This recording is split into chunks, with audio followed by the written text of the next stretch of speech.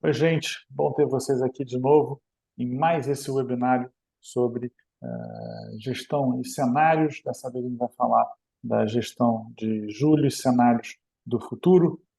Como sempre, eu estou aqui com a minha sócia e CIO da Fiduc, a Magali. Magali, tudo bem com você? Tudo bem, Pedro? Prazer estar aqui. Que bom, vamos lá. Vamos começar compartilhando uma tela. É você que compartilha, fica à vontade. A gente vai falar um pouco sobre os números e os resultados dos superfundos ao longo desse mês. E vamos falar um pouco também sobre o que a gente, o Comitê de Investimento, está entendendo que são os cenários para os próximos meses. Só um minuto que saiu. Eu já posso começar a falar com vocês também. Se você ainda não segue o nosso canal, aproveita e segue a gente no botãozinho do YouTube e você vai ser informado sobre tudo aquilo que a gente lançar sempre que esses vídeos forem sendo lançados. Já estou vendo aqui a página certa, Magali. Conta um pouco para a gente o que tem nesse gráfico. Bom, aqui a gente fala dos superfundos, né, o desempenho de julho. Acho que é bom começar, Pedro, falando que, mais uma vez, né, o mês de julho foi um mês bom para ativos de risco, aqui no Brasil, principalmente, né? Desde maio a gente já vem observando uma melhora, uma resposta boa a alguns fatos e desdobramentos que têm acontecido aí no cenário macropolítico, né? Por exemplo, a definição do novo marco fiscal, a revisão para cima das perspectivas de crescimento para esse ano, a antecipação do início do ciclo de corte de juros, com as surpresas baixistas na inflação, a própria manutenção também da meta da inflação em 3%. Esse mês, a gente continuou a ver um pouco mais desse cenário, a gente viu ah, ainda uma convergência da inflação para a meta, né? E um cenário externo, como pano de fundo, também bastante positivo. Então, eu acho que foi um mês bom, principalmente para aquele cliente como o nosso que está diversificado, porque ele se beneficiou principalmente do bom resultado dos ativos de risco. Então, Você sempre como. Pode falar, Pedro. Desculpa, você sempre traz aqui, eu acho muito interessante, vale reforçar que, para além, muito mais importante do que o resultado dos superfundos no mês anterior, você sempre traz o resultado das carteiras, né? Eu vejo aqui o especialista que tem um percentual maior de volatilidade, o balanceado no meio e ainda o conservador. É, é importante isso, né? Particularmente num mês em que os investimentos do mês anterior deram todos certos, né? Assim, a gente tem 6 superfundos performando excepcionalmente bem. Isso não é a regra, muito pelo contrário, a gente precisa de alguma volatilidade para poder buscar bons resultados, como em momentos como esse. É fundamental que, nesses momentos, a gente reforce. Você precisa ter uma carteira. E a gente apresenta esse resultado por carteira em momentos ruins e em momentos bons, certo, Magali? Certo. Então, seguindo aqui, a gente tem um resultado por perfil, né, muito bom, né, dado esse cenário que nós comentamos. Então, por exemplo, o perfil conservador, que obviamente tem menos risco dentro da sua carteira, teve um retorno de 1,36% no mês, o balanceado de 1,51% e o especialista de 1,82%. Obviamente, todos superando aí o CDI de 1,7% em julho. Individualmente, também 1,07, né? 1,07%. 1,07%. Falei errado? Eu ouvi você falar 1,7. Perfeito. Eles estão todos acima 1,07. desse número. Exatamente. Individualmente também, os fundos superaram o CDI no mês. Então, quer dizer, do ponto de vista de carteira foi melhor, mas também do ponto de vista individual, né? O maior destaque positivo foi o fundo de ações, que subiu 3,7%, inclusive excedendo o Ibovespa, que subiu 3,3%. E diria assim que talvez um destaque um pouco mais negativo foi o fundo internacional, que sofreu com a queda do dólar frente ao real no mês, que foi mais ou menos de 1,6%, mas ainda assim ficou praticamente estável. Isso porque os ganhos da carteira em dólar compensaram essa queda da tradução, né, do investimento em dólar para o real. Ele ficou no detalhe até marginalmente positivo, né? Não foi nenhuma questão estável, né? Ele ficou um pouco Sim, positivo, né? É um pouco abaixo de 1%, não é isso? é isso mesmo. Tá bom. Vamos dar uma olhada nesses fundos, então. Perfeito. Aqui a gente entra no fundo de renda fixa, né, que foi um fundo que subiu 1,21%, representando 113% do CDI. É o terceiro mês consecutivo de uma melhora mais clara nesse mercado de crédito privado, né, muito levado por um cenário macro também mais benigno, né, que obviamente tem o seu impacto positivo nas empresas. Então, o que a gente tem visto nesse mercado, né? Spreads contraindo, né? Os spreads é aquele adicional que as empresas pagam sobre o CDI, num cenário de menor percepção de risco, spread para baixo, performance do fundo para cima. Outro sinal positivo que a gente já vinha tendo em meses passados era a retomada das emissões, que deram uma certa desacelerada nesse mês, porém continuam aí uh, mostrando um sinal também de recuperação do mercado. Eu acho que a grande novidade do mês, apesar de tudo, foi o fluxo para a categoria, né? Assim, a gente vinha vendo muitos resgates nos fundos de renda fixa que são baseados principalmente em crédito privado, né? Esses resgates vinham desacelerando e nesse mês de julho eles praticamente cessaram. E a gente sabe, Pedro, que fluxo é fundamental para fazer preço, né? Então, eu acho que assim, o cenário que nós temos que ver daqui para frente é que agora com essa estabilização, né? Quer dizer, resgate veio caindo, agora temos uma estabilização. Se a gente começar a ter uma captação líquida de recursos para esses fundos, essa recuperação certamente pode se acelerar. É importante notar, né? A gente faz um. Eu, pelo menos, faço confusão, né? Esses meses gregorianos, né? Mês de julho. A gente está olhando aqui o resultado do mês de julho e foi só no início de agosto, há uma semana atrás, que o Copom baixou a taxa de juros de referência no Brasil. Então, esse resultado que está aí não é afetado pela decisão do Copom de baixar em 50 base points a taxa de juros. Mas, em tese, Magali, esse movimento é um movimento bom para esse mercado, certo? É um movimento que tende a estruturar melhores resultados ao longo dos próximos meses, está certo isso? Tá certo isso. Quer dizer, o mercado ele acaba antecipando, né, essa perspectiva de queda do juro na curva, né? Então, quer dizer, a curva de juro futura caindo, você já consegue tangibilizar um resultado melhor para o fundo. Então, isso, quer dizer, o fundo, na verdade, antecipou um pouco o que a gente está vendo agora na prática, que é a queda dos juros, né? Mas ainda tem muito espaço para isso acontecer, né?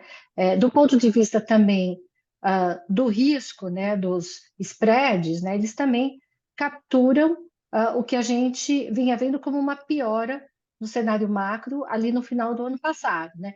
E essa melhora, que também vem com o evento do juro mais baixo, também vai fazer com que os spreads se contraiam. Então, é uma mistura de coisas, né? A curva tem um efeito, mas também a percepção de risco de crédito das empresas também tem um efeito aqui nos resultados desse fundo. Perfeito, perfeito. Obrigado aí pela explicação. Vamos dar uma olhada no fundo de multimercado, se não me falha a memória?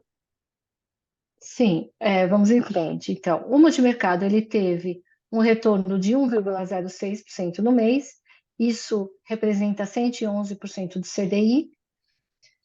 O mês de julho foi um mês bom para ativos de risco no Brasil e Espera aí, também só um fora do minutinho. Brasil. Desculpa. Qual foi o retorno do fundo de multimercado? Desculpa, 1,19. Acho que eu falei o retorno Você errado. falou errado. Peço, Você falou errado. peço desculpas. Não, tudo bem. 111% do CDI. Perfeito. O mês de julho foi um mês bom, né, para ativos de risco no Brasil, fora do Brasil também, mas aqui a gente sempre gosta de lembrar que os multimercados podem apostar em qualquer direção, né?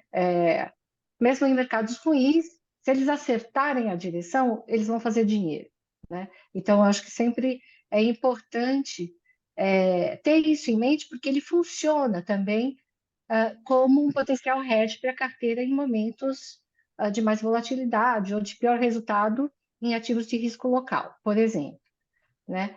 Então, a gente teve um mês relativamente bom do ponto de vista de resultado, né? A gente observou que esses multimercados têm principalmente ganhado dinheiro fazendo apostas em queda de juros pelo mundo, né? Porque a gente tem aí um movimento coincidente de inflexão na política monetária em vários países, principalmente concentrado em emergentes nesse momento, porque os mercados emergentes começaram a fazer o ciclo de aperto de juros antes que os mercados desenvolvidos e agora começam a baixar os juros, uma vez que tiveram sucesso no controle da inflação. O Brasil é um país aí de mercado emergente que a gente tem visto esse movimento, mas também nos mercados desenvolvidos existe essa perspectiva de que em algum momento esse ciclo de juros também vai se inflexionar e os juros começar indo para baixo. Então, isso tem sido uma grande aposta, deve ser um tema aí muito importante também para o segundo semestre. E os multimercados eles podem fazer isso através de vários mercados, né? Não necessariamente só juros, né? Pode fazer através de moeda, de bolsa, do mercado de crédito.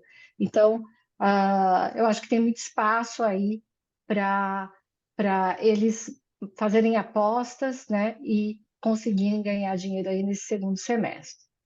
Eu acho que Magali, também é importante desculpa. mencionar, Pedro, que do ponto de vista do Comitê de Investimentos, a gente também tem feito algumas movimentações, né? A gente tira alguns fundos da grade quando acha necessário, por avaliações do ponto de vista qualitativo, qualidade de passivo, time, vários critérios que a gente olha, mas também coloca fundos novos quando a gente acha que esses vão complementar a grade, né?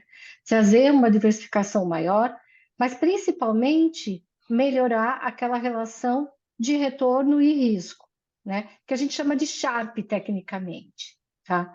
Então a gente às vezes agrega volatilidade, mas sempre nos casos em que essa volatilidade traz uma melhor relação de risco-retorno. Eu falo volatilidade aqui, mas quando a gente fala em volatilidade, a gente está falando de risco, né? Então, quando a gente está falando de Sharp, né, e melhorar o Sharp, quando a gente traz risco, é porque o retorno que a gente vai ter, a expectativa de retorno, vai fazer com que essa relação risco-retorno ou fique igual ou melhore, tá? Agora, Então, a chama gente trouxe atenção esse fundo nesse AQR esse fundo, mês. desculpa, chama atenção nesse fundo que a vol é baixa, né? Vol de 2% do fundo de multimercado, o resultado está bom, mas isso é uma proposta nossa, ou essa vol deveria ser um pouco maior ou até mesmo um pouco mais baixa? Como é que a gente enxerga isso no comitê de investimento, só para o nosso cotista investidor entender isso um pouco melhor? 2% de vol, é isso? Esse é o objetivo? Não, Pedro, essa volatilidade ela tem muito a ver, como eu falei, né, com a combinação dos ativos que a gente tem na carteira, né? Porque individualmente eles podem ter uma volatilidade maior. Quando a gente fala de volatilidade, é importante talvez explicar aqui, a variação, né, do fundo em relação ao seu retorno de um determinado período, né? Então, qual é o desvio padrão, né, desse retorno num determinado período? Obviamente, se o desvio padrão é maior, significa que o fundo variou mais para entregar aquele determinado retorno, né? Então, isso, no fundo, a gente olha como uma métrica de risco. Risco não é necessariamente ruim, né? Porque o risco também traz mais oportunidade de retorno. Então, para o fundo multimercado, a nossa meta é um pouco maior do que essa, tá? O que tem acontecido é que os fundos também ficaram mais conservadores nesse período em que houve maior volatilidade tanto no Brasil quanto no exterior. Então, essa volatilidade caiu um pouco. A gente acha que é um momento de agregar um pouco mais de risco para a carteira. Então, justamente o AQR é um fundo que vem complementar a carteira, agregando maior volatilidade, mas também propondo, né, um retorno maior nos próximos meses, né, na medida que esse fundo aí se combine com os outros veículos que a gente tem na carteira. Perfeito, maravilha, está explicadíssimo. Se não tiver mais nada para falar de multimercado, vamos falar de renda variável, ações, é isso? Só queria complementar que o AQR é um fundo quantitativo internacional, tá? Voltado para o mercado de ações, super diversificado. Ele trabalha com cerca de 2.000 pares de ações, tanto nas pontas compradas como vendida. Um fundo quantitativo, ele faz uso de algoritmos que se baseiam em fundamentos, em correlações históricas para gerar retorno, né? Essa, essa gestora internacional, ela data da década de 90, então ela tem muitos anos aí aperfeiçoando os seus algoritmos. São fundos que têm trazido um ótimo resultado e a gente acha que vai ser um complemento super interessante aqui para o nosso veículo de multimercado, tá? Só queria complementar, a gente pode passar agora para o fundo de ações. É outra vol, né? Já estamos em outro Outra campo aí, vol, né? exatamente, né? Uma vol maior, né? É um mercado de maior risco, né? Volatilidade de 18,3%. O nosso fundo teve um retorno super bom, né? Como a gente falou no início dessa conversa, ele subiu 3,7% contra o Ibovespa que subiu 3,3% nesse mês. Isso foi influenciado tanto por esse cenário melhor que a gente comentou aqui, também por um pano de fundo de um cenário externo mais pró-risco, né? A gente teve alguns pontos aqui que ajudaram do ponto de vista local, que foi, por exemplo, a, a elevação do rating do Brasil pela Fitch, ah, essa convergência da inflação para a meta também ajuda a antecipar essa expectativa de menor juro no curto prazo. Então, a gente continuou tendo, vamos dizer, esses mesmos bons ventos aí que vem soprando desde mais ou menos abril, né, porque é o quarto mês consecutivo de alta seguida da Bolsa. É correto, Magali, conjecturar literalmente que o Copom apenas começou uma trajetória de queda de taxa de juros, e se essa queda de taxa de juros se confirmar, a gente sabe que depende de outras coisas, a, a, aqui na classe você tem uma das maiores oportunidades de capturar valor ao longo dos próximos semestres. Isso está correto? Sim, esse cenário de queda de juros ele é fundamental para as empresas, né, que são listadas na bolsa, né, e para os resultados dessas empresas, né, quer dizer, você reduz o custo de financiamento, reduz custo tanto para endividamento bancário como para capital de giro, né, reduz também o que a gente chama de custo de capital, né, é, quer dizer, o investidor sempre vai olhar, né, qual é o custo dele estar investindo numa empresa frente a outros produtos que existem no mercado financeiro. Então, assim, é muito importante para a gente continuar nessa tendência positiva. Perfeito. Obrigado pela explicação. O que a gente tem, tem alguma movimentação dentro desse superfundo ao longo do mês? Sim, a gente tem feito algumas mudanças aqui, né? Ah, a ideia é simplificar a carteira, né? Trabalhar com um número menor de gestores. Isso vai fazer com que a gente consiga até fazer um acompanhamento melhor, mas esse não é o único objetivo, né? A gente quer ter um relacionamento também mais próximo, ah, e também ser um pouco mais relevante para esses gestores, ficar com os melhores também, né? Eu acho que sempre é importante a gente concentrar naqueles que são mais consistentes ao longo do tempo. Então, a gente tem reduzido o número de gestores, sim, Pedro, e ao mesmo tempo tem aprovado novos, tá? Então, estamos sempre olhando para outras oportunidades que tem no mercado, e nesse último mês a gente já fez a aprovação de 2 novos fundos, tá? Então, sempre para ter opções aí interessantes para a gente colocar na carteira. Do ponto de Aliás, vista dos nesse gestores, sentido, a gente... Desculpa, eu estou com um pequeno delay no meu não, sem microfone, problema. e às vezes a gente parece confuso aqui, mas eu ia falar que a gente tem postado na nossa mídia social, no Instagram, algumas conversas que a gente tem tido com gestores. Então, se você tiver algum interesse de ver alguma coisa nesse sentido, dá uma olhada no nosso Instagram, de vez em quando aparecem lá conversas que Magali e o Comitê de Investimento têm com gestoras, às vezes prospectando, às vezes você sabe que essas conversas estão acontecendo e você tem uma ideia do trabalho que o Comitê de Investimento, o trabalho que o Comitê de Investimento tem ao longo do dia a dia. Magali?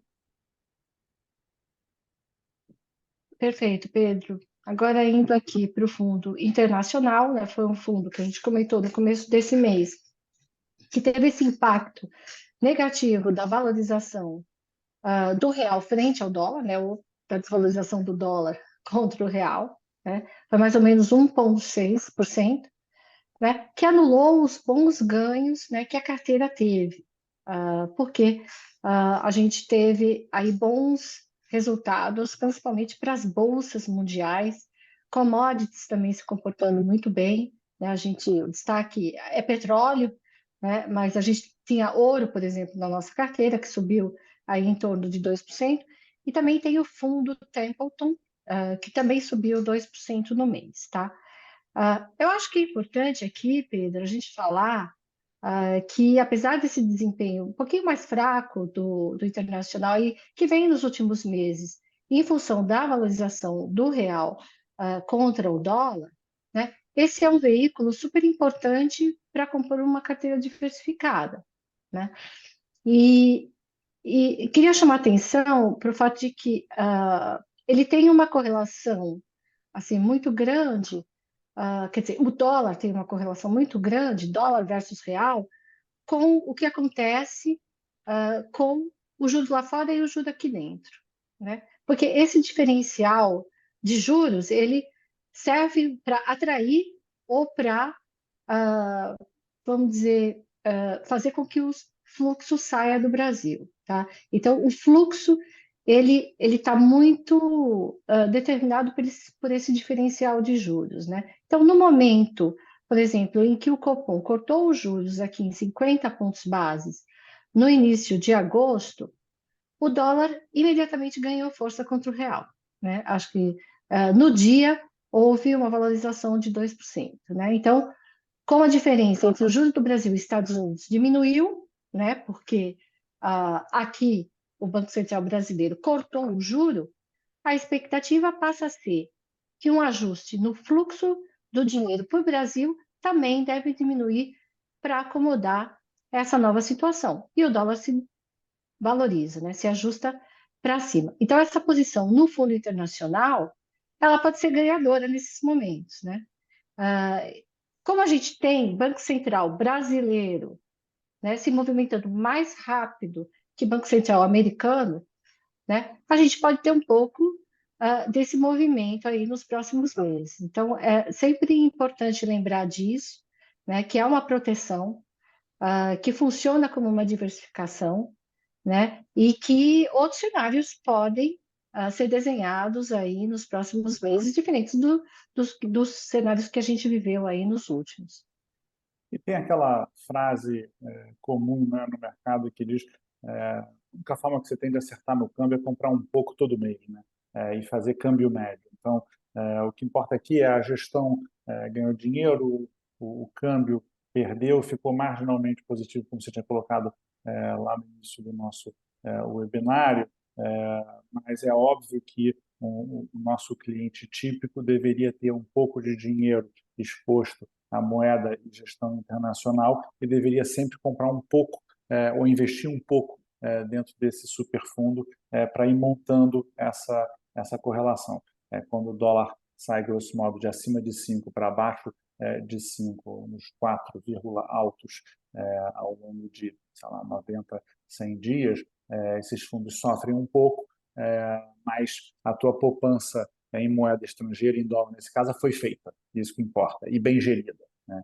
Então, ótimo. Vamos em frente. Aqui a gente traz também um slide um pouco diferente para o fundo balanceado, porque eu quis trazer aqui, Pedro, e também para os nossos ouvintes, essa noção de que o nosso Previdência Balanceado, ele é uma carteira, né? Ele é uma carteira que agrega riscos maiores e riscos menores. Riscos menores, por exemplo, como renda fixa, né? Aqui, né, 32%, um pouco maiores aqui indo para multimercado, mas também riscos mais elevados, né, que tem volatilidade maior, como ações, imobiliário, própria inflação, acho que seria aí um meio termo entre uma renda fixa e ações, tá? Então, são mercados diferentes, com comportamentos diferentes, retornos, né, potenciais também diferentes. Obviamente, os mercados com maior risco também são os que têm retorno potencial maior. Então, ele é uma carteira, ele deve ser visto como um investimento de longo prazo, não um investimento de curto prazo, né? É um fundo que, nesses momentos que você tem um apetite maior ao risco, ele vai performar melhor, né? Ele sofreu um pouco aí no começo do ano, mas nesse momento inclusive, ele vai performar melhor do que aqueles fundos de previdência mais conservadores. Então, eu acho que é importante trazer essa mensagem, né? Então, o fundo ele subiu 1,37% no mês, ele bateu o CDI de 1,7%. As categorias de maior risco entregaram os melhores retornos, né? A gente vê aqui ações, né? A caixinha de ações dentro do balanceado, por exemplo, ela subiu aqui 3,35%, né? Então foi a maior contribuição individual, né? Aqui leva nessa caixinha aqui, nessa coluna, a gente leva em consideração também o peso do fundo, mas o retorno e o peso do fundo, né? Então foi a maior contribuição. E a gente vê aqui claramente que os veículos, né, as caixinhas com mais risco, trazem o maior retorno também nesse momento. Queria também destacar a performance do fundo imobiliário, né? A gente tem um fundo imobiliário que é gerido pela Rio Bravo. Esse fundo subiu 2,75% no mês. O que a gente chama de benchmark, que é, vamos dizer, vamos dizer, o mercado, uma medida do que seria o mercado, que é o IFIX nesse caso, ele subiu apenas 1,3% no mês, e no ano esse fundo está entregando um retorno de 16%, muito superior ao IFIX de 11,5%. Então, é aquele pedaço que é a gestão ativa, Pedro, né? Então, quer dizer, é quando a gestão ativa faz a diferença, entregando um retorno maior do que o retorno do mercado. E é importante notar que quando a gente, dentro da FIDUC, quando você investe num veículo da Rio Bravo, porque a Rio Bravo já é nosso cogestor, o veículo onde a gente investe está com taxa gerada, está com taxa zerada. Então, ainda é uma forma de encontrar mais ganho, visto que é mais barato para você, investidor final, muitas vezes entrar através da FIDUC do que entrar diretamente num fundo desse. Depende do fundo, mas vocês entenderam a direção. Perfeito, Pedro. E aqui, somente fazendo algumas observações, né, sobre as movimentações do comitê, né? A gente, esse mês passado, aumentou um pouco a exposição a risco, a gente achou que era um momento de fazer isso, então aumentamos um pouco a exposição às caixinhas de ações e de inflação nesse fundo. E aqui a gente tem também um comentário sobre o que os gestores especialistas, aqui nesse último retângulo, estão fazendo, né? A gente vê que os gestores especialistas estão aumentando a exposição a risco no mercado local nesse momento, praticamente em todas as categorias.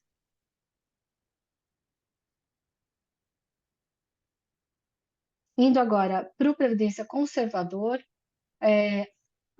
mesmo comentário aqui, né? Esse fundo, cada vez mais, ele está funcionando também como uma carteira, né? Ele tinha um pouco menos de risco, a gente está agregando um pouco mais de risco aqui também, menos do que no balanceado, né? Porque é uma outra proposta, então tem uma volatilidade menor, existe uma proporção menor dos ativos de risco aqui, como a gente pode ver nessa rosquinha aqui da esquerda, né? Então, predominância de renda fixa, predominância de multimercado versus ações e inflação, mas mesmo assim a gente agregou um pouco mais de risco para esse fundo também, né? Que também está com um bom desempenho, mesmo sendo mais conservador, bateu o CDI no mês, e a gente também tem uma perspectiva muito boa para esse fundo nos próximos meses.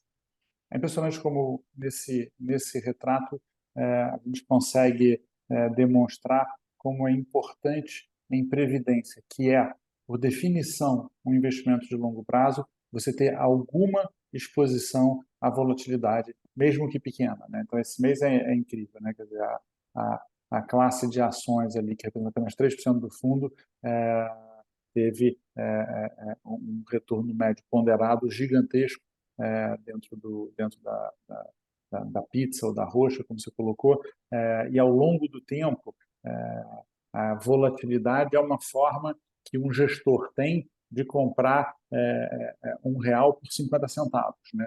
Comprando uma baixa que a gente consegue fazer esse tipo de coisa. Ou seja, você está em investimento de longo prazo, deveria ter uma parcela desse investimento que está buscando oportunidade dentro dessa volatilidade. É exatamente o que o Previdência Conservador está fazendo em menor grau do que o balanceado, mas ele faz também, ou seja, trazendo então a tecnologia da FIDUC à disposição mesmo do nosso investidor cliente no Previdência Conservador. Perfeito, Pedro. Então, aqui a gente traz o nosso último slide, né? Mais uma vez, confirmando a conjuntura, né? Aqui, de novo, para esse fundo, as caixinhas mais relevantes é o crédito privado e os multimercados, né? A gente falou um pouco da conjuntura para esses fundos que têm melhorado, aí os resultados estão mostrando essa melhora. Do ponto de vista do comitê de investimentos, a gente tem agregado um pouquinho mais de risco, tem rebalanceado fundos, haverá outros ajustes nessa mesma direção nos próximos meses. E do ponto de vista dos gestores especialistas, a gente tem visto também eles colocando um pouco mais do caixa que foi feito naquele momento mais difícil para trabalhar num mercado que ainda oferece um prêmio de risco importante. Quer dizer, os retornos ainda potencialmente são muito bons, tá? Então a gente tem visto aí os gestores colocando mais esse caixa para trabalhar e com isso a taxa de carrego desses fundos vai aumentando, tá? Com isso a gente conclui, né? Acho que é importante também dizer, Pedro, que a gente está no mercado de recuperação, mas muitas vezes essa recuperação não acontece de uma forma linear, né? O Brasil tem muitos desafios, né? A gente tem aí alguns eventos importantes nos próximos meses que podem trazer um pouco de volatilidade. A gente tem uma discussão de uma reforma tributária, né, no Congresso. A gente potencialmente tem a introdução também de uma reforma de renda, que pode ser muito importante também para empresas, principalmente, mas para investidores pessoa física também, né? Então, tudo isso tem o potencial de mexer com o mercado, né? Mas a gente tem uma visão aí relativamente construtiva do que pode ser esse mercado de investimento nos próximos meses. Tá bom, vou te pedir para descompartilhar esse último slide e lembrar vocês que o seu planejador é a sua principal fonte de informação. Você tem alguma dúvida em relação àquilo que a gente falou, seu planejador tem uma série de conversas com a gente, aulas, exposições, webinários, academia, e ele pode tirar essa dúvida que você tem hoje em dia. Ele está ao seu lado, ele responde pela proximidade na nossa relação. Esse, como disse a Magali, foi um mês muito bom para os investimentos. A gente tem um bom cenário pela frente, mas haverá volatilidade, haverá saculejo ao longo desse período, e a melhor forma de transmitir confiança é a gente vir aqui todo mês, ser transparente, falar sobre tudo que a gente está fazendo para buscar a sua liberdade financeira no longo prazo, mas também você procurar de novo o seu planejador. Por último, se você ainda não segue a gente, busca a gente aí no YouTube, segue a gente, se você recebe as notificações, busca a gente no Instagram, no Facebook, no LinkedIn, tem um monte de informações sobre a Fiduc. Eu já agradeço você, Magali, por ter vindo aqui hoje explicar tudo isso, e a todos vocês que estão assistindo a gente. Esqueci de falar, vocês vão receber nos próximos dias a carta de gestão preparada pelo Comitê de Investimento. Magali supervisiona essa carta. Essa carta tem uma abertura de macroeconomia e gestão, até cenários políticos. Eu já li o rascunho dela, feita pelo Gustavo Franco. Vale muito a pena ler essa carta. Não hesitem em pedir a ajuda do seu planejador para entender tudo que está lá dentro. Ela tem 10 páginas. Vocês vão aprender muito sobre como a gente está vendo o Brasil nos próximos meses, até mesmo anos. Então, a todos vocês, obrigado pela lealdade, obrigado pela confiança. Até a próxima. Obrigado, Magali. Obrigada, Pedro.